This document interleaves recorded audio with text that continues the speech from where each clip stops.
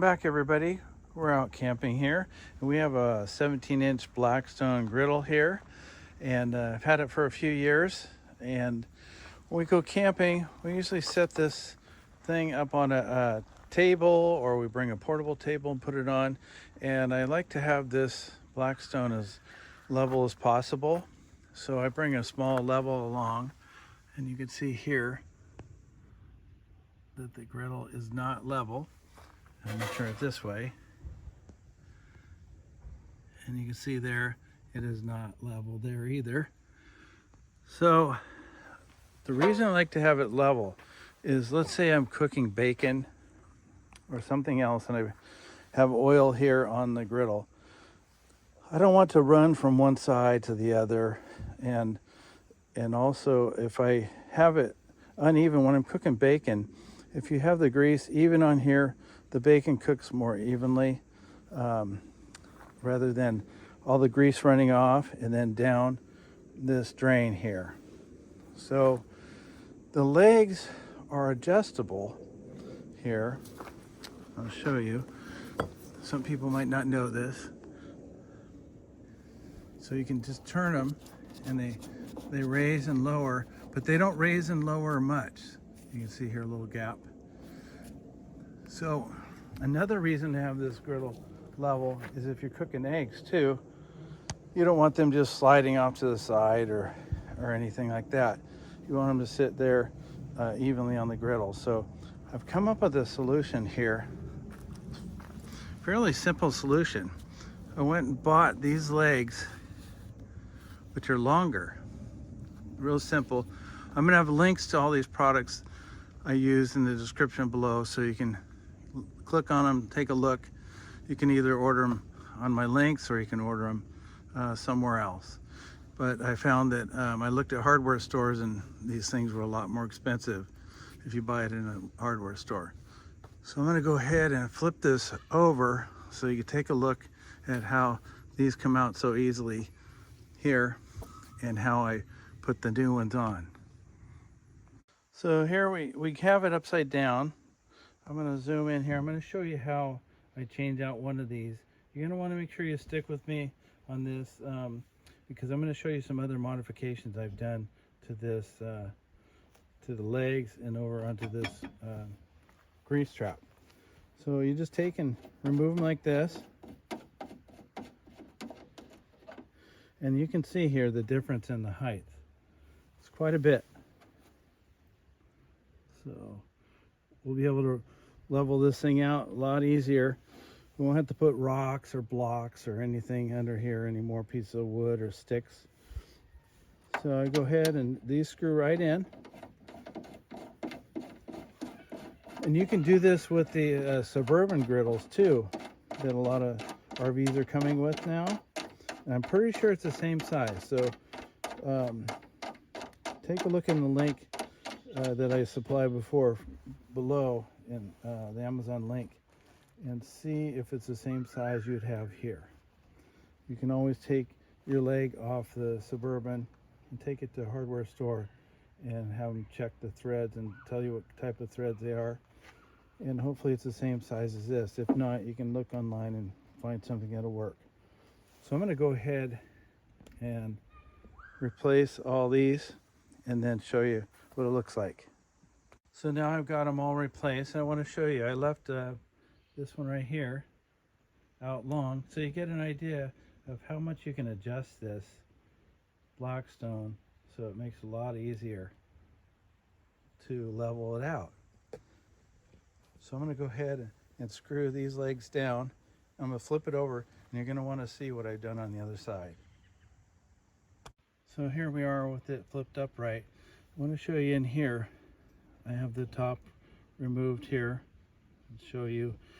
So there's like a nut here, and so what happened was one of mine came loose here, and so I want it nice and tight. The little weld they had on it gave way. So what I did was I cleaned this all up, put some soldering flux on here, use a torch like this, heated this area up, and then put some solder here and solder it together. First I took this leg out so I didn't have it in there because I didn't want to solder it to the nut. So if you have any problems like that, that's a quick solution to do that. So I went ahead and I just had a problem with one, but I went ahead and did it to all of them and fixed them all up, soldered them in place. So here's another thing I did was you have this little grease trap here. This comes out. When you get them, this thing just falls all over and it can slide right out on you if you bump it. So what I did is I have back in there, you'll see a magnet. So I went to the hardware store and I'll see if I can find a link for this bracket here. I just got a 90-degree bracket, screwed it down. I got a magnet and glued it onto there with epoxy and put that on. So now when I put it in place, it goes and it doesn't move around. We're all good. So I'm going to go ahead and level this thing out and show you how it is with the legs, how well it works. There we go, got it all leveled out, and you'll see here how I have the legs at different heights. Let me go to the other side.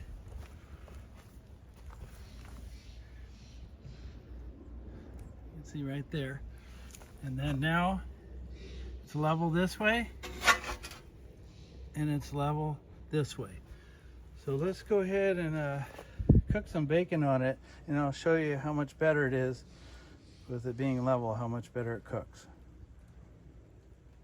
So with the griddle perfectly level in all directions, you can see the grease is distributing evenly on the griddle here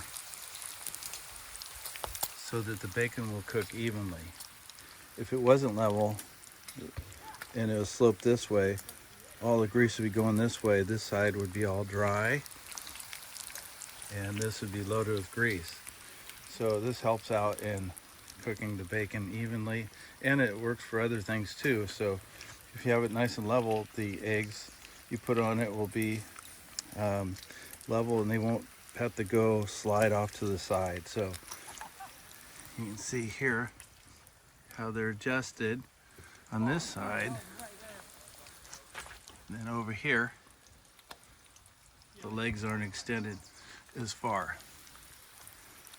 So actually, all in all, those work pretty good. They could be done on the Blackstone and the Suburban Griddles.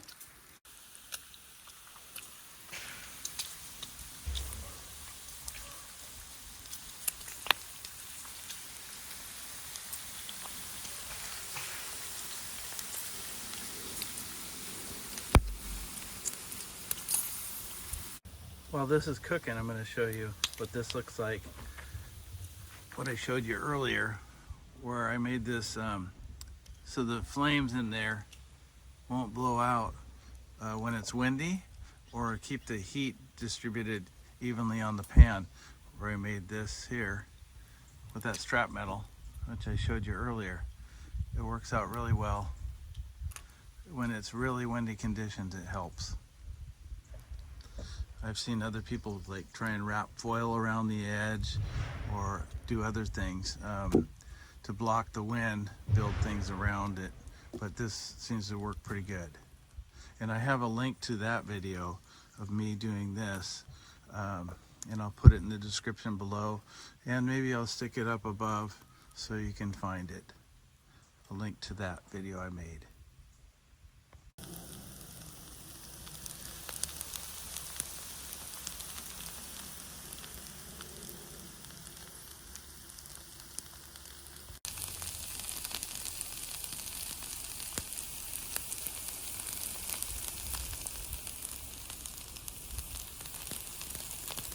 That's it, everybody. Thank you for watching. I appreciate it. You might want to watch, I'll put a link in the description below this video of the tank setup I use here. And also I have a fitting that goes here and a hose that will reach over to my trailer where I have a quick connect over there by the barbecue. And So if I don't want to use the tanks, if I'm pretty far away from the trailer, I'll use this setup like I am right now. And so if you like this video, please hit subscribe and select the all, and you'll see future videos. Give me a thumbs up if you like this video, and I appreciate it very much. Also, feel free to leave comments, suggestions, and other things so other people can read them and get ideas on how to cook with these grills and how to maintain them. So I appreciate it. Take care. Thank you very much, and happy camping.